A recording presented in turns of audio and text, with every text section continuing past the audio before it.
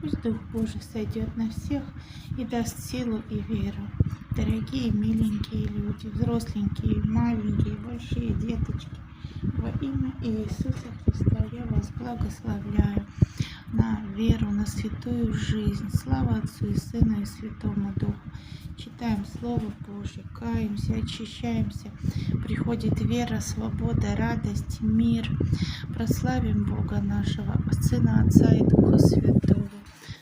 Как мы видим красивые цветы, как мы видим солнце, так и будем радоваться, просто радоваться и благодарить Бога за любовь, мир и радость, прощение, за Духа Святого Утешителя, который нас обличает о грехах, который нам помогает, дает веру, дает силу побеждать грех, обиды, всякое угнетение, унижение, дорогие женщины.